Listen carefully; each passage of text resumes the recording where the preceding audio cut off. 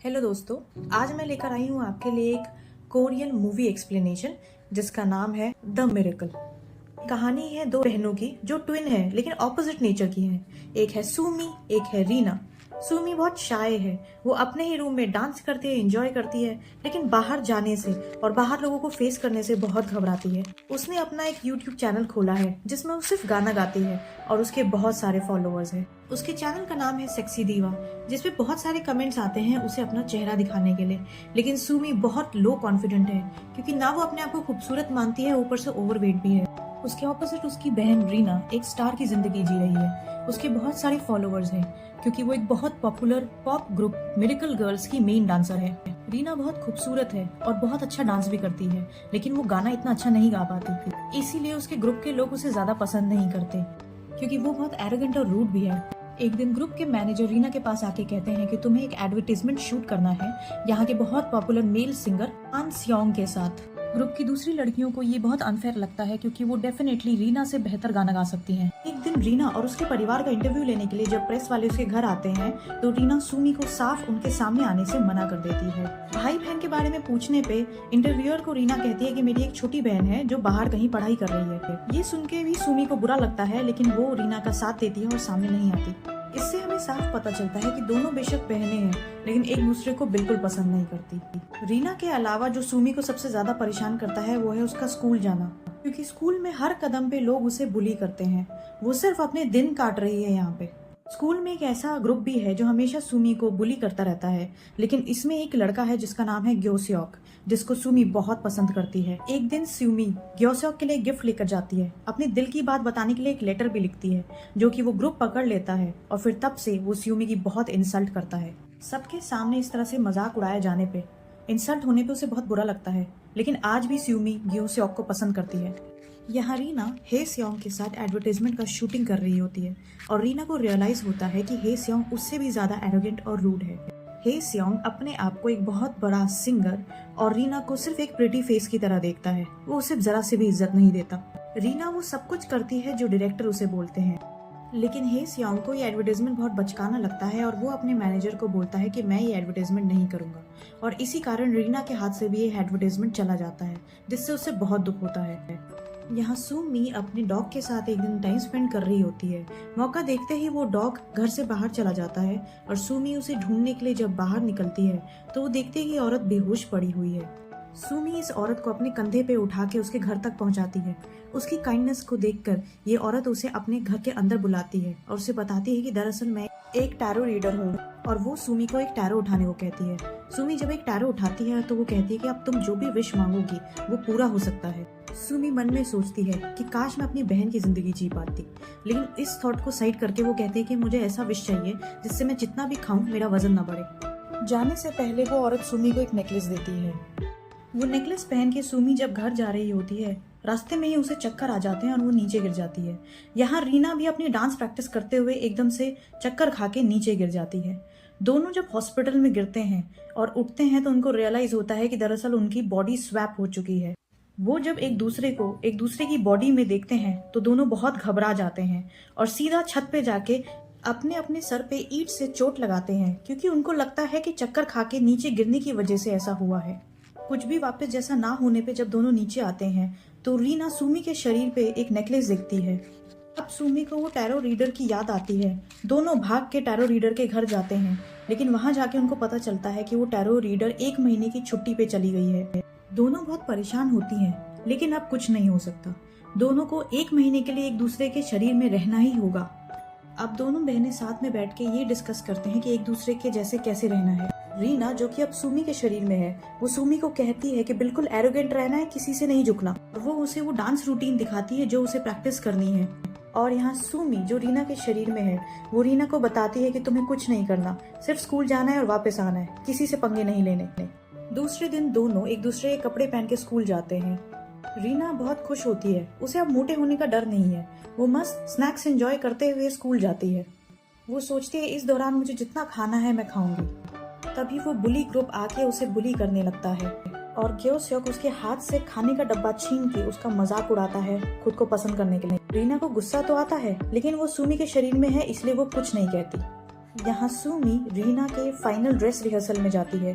क्योंकि वो centre girl है, उसे बहुत अटेंशन मिलती है और सबसे प्यारी ड्रेस दी जाती है।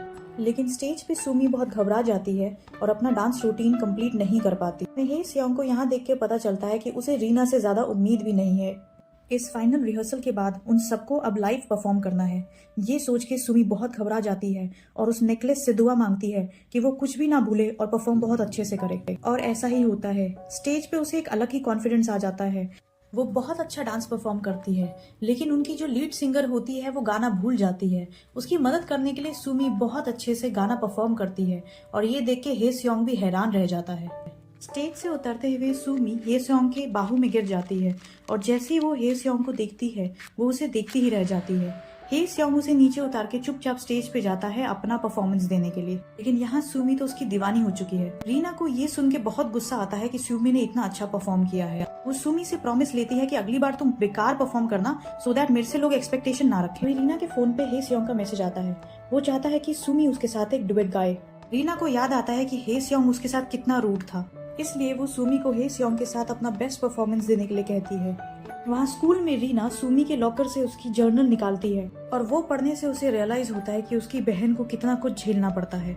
अगली बार जब वो उन बुलीज से मिलती है तो उल्टा उन्हीं का मजाक उड़ाती है। वो उनका इतना मजाक उड़ाती है कि एक लड़की उस पर हाथ उठाने वाली होती है, लेकिन रीना वो भी रोक देती है। ये देखकर ग्योसेओक आके उसको अपने आप को पसंद करने के लिए इंसल्ट करने की कोशिश करता है, लेकिन रीना ये बोल के उसकी बेइज्जती कर देती है कि सॉरी, उस टाइम मेरी आंखें थोड़ी कमजोर थी, मुझे अब पता चल रहा है कि तुम कितने ज्यादा अगली हो।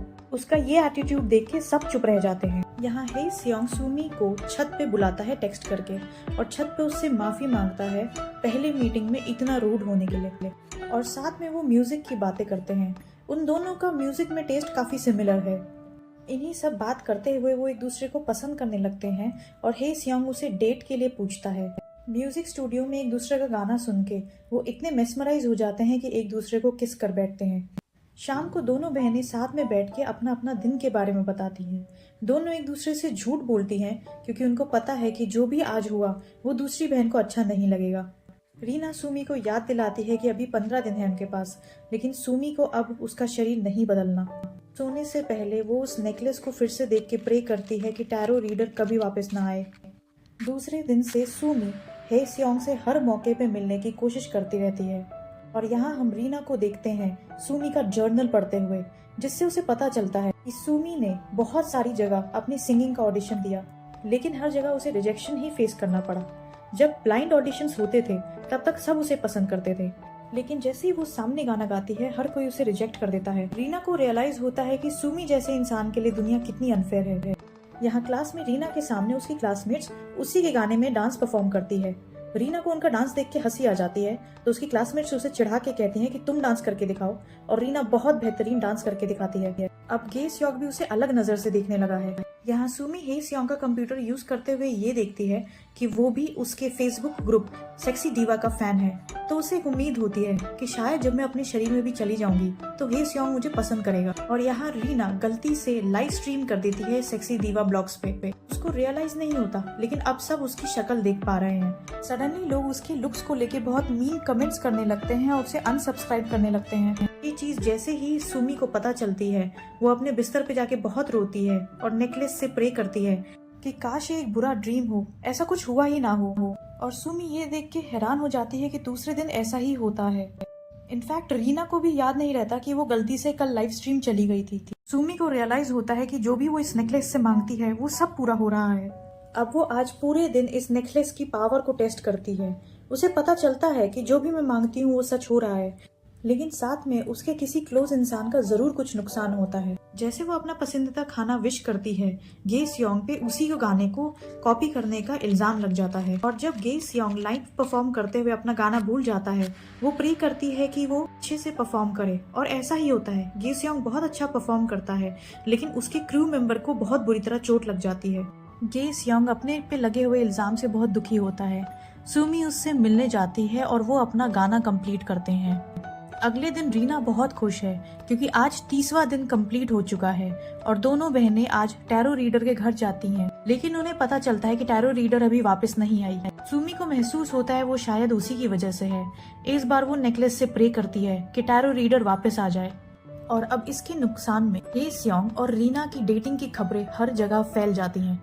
ये सुन के रीना, जो कि सुमी के शरीर में है, वो सुमी पे बहुत गुस्सा करती है। दोनों के बीच लड़ाई होते हुए देख हे सियोंग आता है और रीना को बहुत तेज धकेल देता है। सुमी ये देख के सोचती है कि हम दोनों की गलती होते हुए भी हे सियोंग ने मेरे शरीर को ढकेला, शायद वो मेरे शरीर को कभी अपना नहीं पाएगा। सुमी वापस टैरो रीडर के पास जाती है, जहाँ पे उसकी बेटी से उन्हें पता चलता है कि टैरो रीडर मर चुकी है। वो सुमी को बताती है कि अगर तुम सच में अपना शरीर स्वैप करना चाहती हो तो तुम्हें दिल से उस नेकलेस से ये विश मांगनी होगी।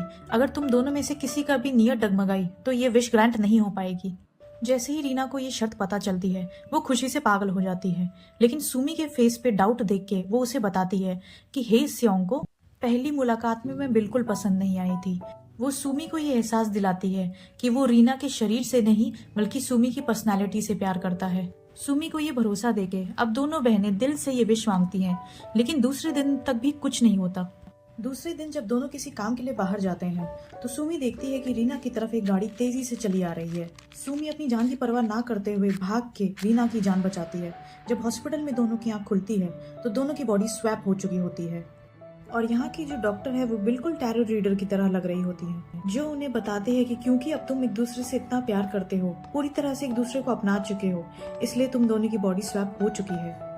रीना सबसे पहले हे सियोंग के पास जाके उससे बहुत एटीट्यूड और एरोगेंट वे में ब्रेकअप करती है, क्योंकि उसे पता है कि हे सियोंग उसकी बहन का प्यार है, उसका नहीं।